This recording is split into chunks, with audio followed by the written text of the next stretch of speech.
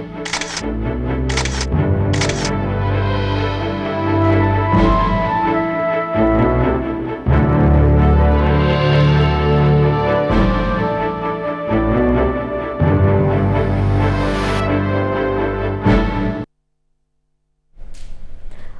আলাইকুম। জনপদের খবরে আমন্ত্রণ জানাচ্ছি আমি আনিকা জাহিন। এখনকার সংবাদ আয়োজন একই সঙ্গে চ্যানেলের ইউটিউব চ্যানেল এবং চ্যানেলের ওটিটি প্ল্যাটফর্ম আইস্ক্রিনে লাইভ স্ট্রিম হচ্ছে। পিরোজপুর জেলা হাসপাতালে অনিয়ম, দুর্নীতি ও অব্যবস্থাপনার অভিযোগ করেছেন রোগী ও স্বজনরা। তারা বলছেন দায়িত্বে গাফিলতি, কর্তব্যে অবহেলা ও স্বেচ্ছাচারিতাই নিয়মে পরিণত হয়েছে। ভর্তি রোগীদের প্রয়োজনের চেয়ে কম ও নিম্নমানের খাবার দেওয়ারও অভিযোগ রয়েছে। পিরোজপুর প্রতিনিধি ফসিউল ইসলাম বাচ্চুর তথ্য ও ভিডিওচিত্রে আল মুকসিদের রিপোর্ট। পিরোজপুর জেলা হাসপাতালটি ৩১ শয্যা থেকে ৫০ শয্যায় উন্নীত করা হয় ১৯৯৭ সালে। নির্মাণ করা হয় নতুন ভবন। পরে ১০০ শয্যা করা হলেও বাড়েনি সেবার মান। কাগজপত্রে নানা গুরুত্বপূর্ণ পরীক্ষা নিরীক্ষা চালুর তথ্য থাকলেও বাস্তবে অধিকাংশই অচল।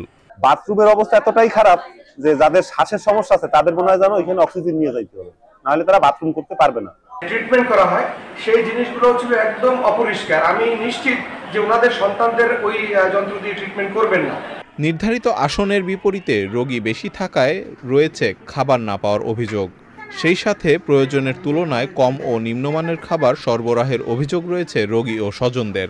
যে খাবার দেয় আমাদের এই খাবার খাইতে পারি না। তারপর এখানে যে খাবারের রান্নার যে আপনার মশলা ঠিক মতন দেয় না, গোশের ভিতর কাঁচা থাকে, সবজি যদি দেয় তাহলে তা কাঁচা থাকে। আজকে যে খাবার দিতে আছে এই খাবার খাইয়ে একজন মানুষ বাঁচতে পারে না। আসলে আমরা চাইতেছি যে সব রোগীদের যেন একটু খাবারটা বাড়াই দেয়।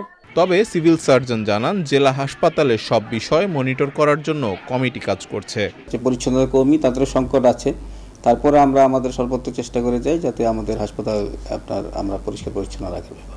একটা প্রেসক্রিপশনে ফুল 100% তো সম্ভব না, হয়তো কোনো প্রেসক্রিপশনে একটা দুইটা হয়তো বাইরে থাকতে, যদি ওষুধ সাপ্লাই না থাকে সেক্ষেত্রে হয়তো বাইরে থেকে কিনতে হতে পারে, কিন্তু ম্যাক্সিমাম অধিকাংশ ওষুধ আমাদের এখানে সাপ্লাই আছে। জানুয়ারিতে হাসপাতালের খাবার ও ঔষধ নিয়ে অনিয়মের সত্যতা পেয়ে সংশ্লিষ্টদের সতর্ক করেন দুদকের 5 সদস্যের একটি দল। আল মুকসিদ, চ্যানেল আই।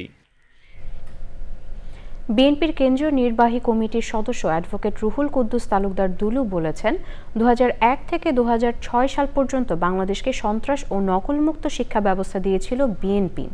তবে আওয়ামী লীগ সেই শিক্ষা ব্যবস্থা ধ্বংস করে দিয়েছে।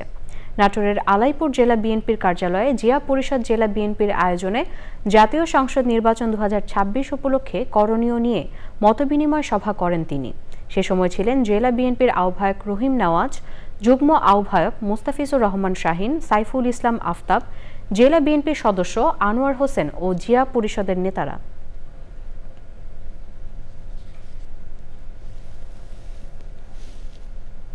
২০০১ থেকে ২০০৬ সাল পর্যন্ত বাংলাদেশকে একটি নকলমুক্ত শিক্ষা ব্যবস্থা দিয়েছিল। সেই শিক্ষা ব্যবস্থাকে আওয়ামী লীগ ধ্বংস করে দিয়েছে।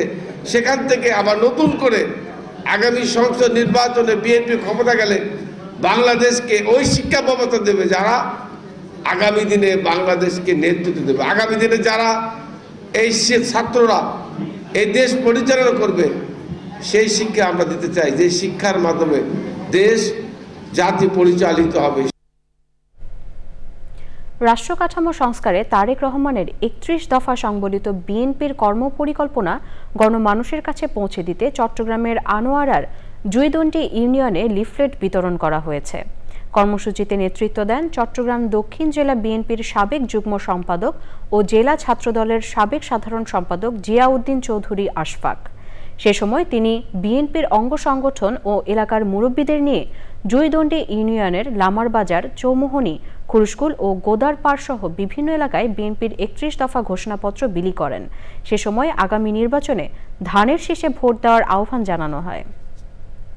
পটুয়াখালীতে গ্রাম আদালত কার্যক্রম সম্পর্কে জনসচেতনতা তৈরিতে প্রচার কার্যক্রম পরিচালনায় স্থানীয় অংশীজনদের নিয়ে সমন্বয় সভা হয়েছে।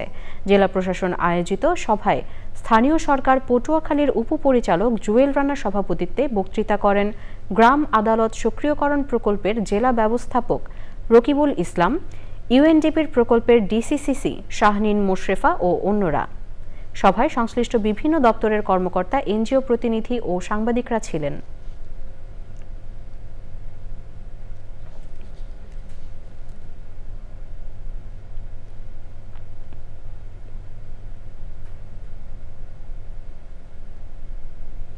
নড়াইলে 2 দিনের শিক্ষা মেলা হয়েছে। জেলা শিল্পকলা একাডেমি চত্বরে মেলায় অংশ নেন বিভিন্ন শিক্ষা প্রতিষ্ঠানের শিক্ষক, শিক্ষার্থী ও অভিভাবকরা। একাডেমির হলরুমে বিতর্ক প্রতিযোগিতা শেষে পুরস্কার বিতরণের মধ্য দিয়ে জেলা প্রশাসক শারমিন আক্তার জাহান আয়োজনের সমাপ্তি ঘোষণা করেন। 300-র বেশি শিক্ষার্থী প্রতিযোগিতায় অংশ নেন। সৃজনশীলতার বিকাশ ঘটাতে এমন মেলা শিক্ষার্থীদের জন্য উন্মুক্ত প্ল্যাটফর্ম বলে মনে করেন আয়োজকরা।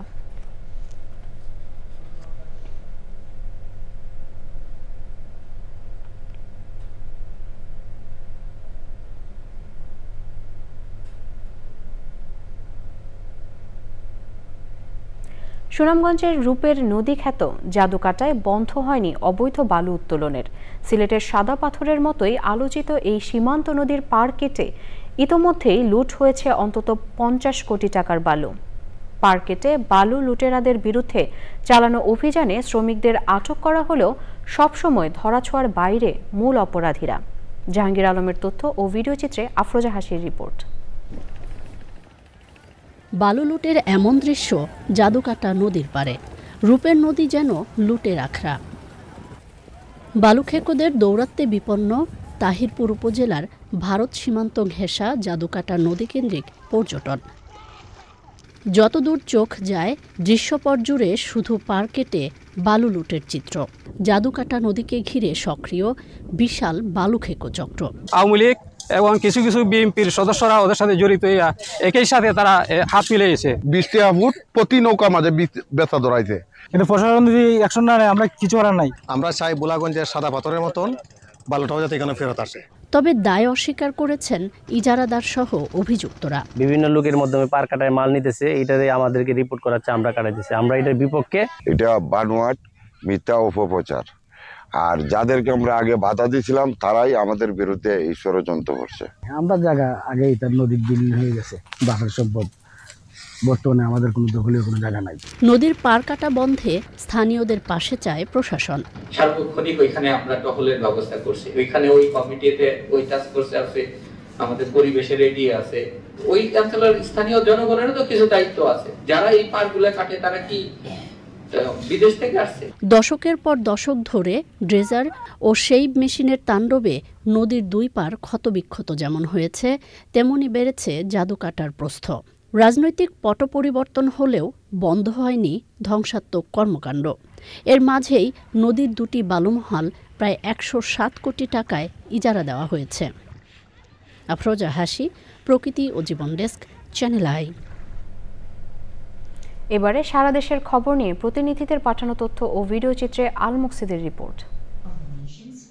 সাভারের ড্যাফোডিল ইন্টারন্যাশনাল ইউনিভার্সিটিতে বাংলাদেশ স্বল্পোন্নত দেশ থেকে অর্থনৈতিক রূপান্তরে যুব ও শিক্ষাবিদের ভূমিকা বিষয়ে জাতীয় সেমিনার হয়েছে। সেমিনারে বক্তৃতা করেন প্রধান উপদেষ্টার অর্থ মন্ত্রণালয়ের বিশেষ সহকারী ডক্টর আনিসুজ্জামান চৌধুরী। কক্সবাজারের মহেশখালীতে শহীদ তানভীর সিদ্দিকীর বীর নিবাসে সংবাদ সম্মেলন করেছে বৈষম্য বিরোধী আন্দোলনে চট্টগ্রামে শহীদ হওয়া শহীদ তানভীর স্মৃতি ফাউন্ডেশন। তাদের অভিযোগ, আওয়ামী লীগের দোসরদের ইন্ধনে আইন প্রয়োগকারী বাহিনীকে মিথ্যা তথ্য দিয়ে নানাভাবে শহীদ তানভীর সিদ্দিকীর পরিবার ও এলাকার সাধারণ মানুষকে হয়রানি করা হচ্ছে। নাটোর সদর উপজেলার খালসা ইউনিয়নের আউরাইল উচ্চ বিদ্যালয় মাঠে মরহুম ডাক্তার নাসির উদ্দিন তালুকদার স্মৃতি ফুটবল টুর্নামেন্টের ফাইনাল খেলা হয়েছে। সমাপনী অনুষ্ঠানে বক্তৃতা করেন বিএনপির কেন্দ্রীয় নির্বাহী কমিটির সদস্য অ্যাডভোকেট রুহুল কুদ্দুস তালুকদার দুলু। আগামী জাতীয় সংসদ নির্বাচন উপলক্ষে বাগেরহাটে ধানের শীষের প্রতীকের প্রতি জনসম্পৃক্ততা বাড়াতে কর্মী সভা হয়েছে। প্রধান অতিথি ছিলেন জেলা বিএনপির নেতা কাজী খায়রুজ্জামান শিপন। বরিশালের বানারীপাড়ায় তারেক রহমানের ৩১ দফা বাস্তবায়নে লিফলেট বিতরণ ও গণসংযোগ করেছেন বিএনপির বরিশাল বিভাগীয় সাংগঠনিক সম্পাদক লায়ন আক্তার সেন্টু। বিএনপির ৩১ দফা সম্পর্কে জনসচেতনতা বাড়াতে শেরপুরে নারী সমাবেশ করেছে জেলা বিএনপি। বক্তৃতা করেন জেলা বিএনপির যুগ্ম আহ্বায়ক ডক্টর সানসিলা জেব্রিন প্রিয়াঙ্কা। চাঁদপুরের মতলব উত্তরের নন্দলালপুর সামাদিয়া উচ্চ বিদ্যালয় মাঠে এলডিপির কর্মী সমাবেশ রয়েছে। সমাবেশে বক্তৃতা করেন এলডিপির president doctor colonel Ali Ahmed. রাঙামাটিতে ডেঙ্গু প্রতিরোধে মশার প্রজনন ক্ষেত্র ধ্বংস এবং জনসচেতনতা বাড়াতে পরিচ্ছন্নতা অভিযান ও র্যালি করেছে আস্থা ইউথ গ্রুপ। উদ্বোধন করেন জেলা প্রশাসক মোহাম্মদ হাবিবুল্লাহ।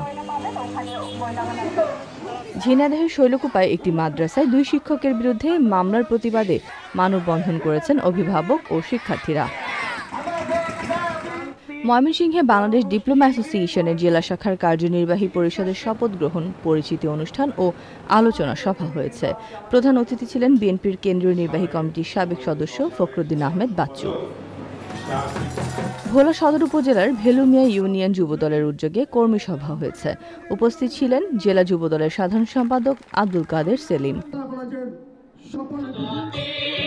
লালনের তিরোধান দিবস উপলক্ষে জয়পুরহাটে সাংস্কৃতিক অনুষ্ঠান হয়েছে। অনুষ্ঠানে জেলা শিল্পকলা একাডেমি ও বিভিন্ন সাংস্কৃতিক সংগঠনের শিল্পীরা লালন ফকিরের দর্শন ভিত্তিক গান এবং নৃত্য পরিবেশন করেন। কক্সবাজারে প্রথমবারের মতো হয়ে গেল মেহেদি ফেস্ট 2025 উৎসবে 14 জন নারী উদ্যোক্তা স্টল দিয়েছিলেন। Sadia Omar, channel I. দর্শক, জনপদের খবর আজকের মতো এ পর্যন্তই। একটু পর কৃষি সংবাদ দেখার আমন্ত্রণ জানিয়ে শেষ করছি। ধন্যবাদ সবাইকে।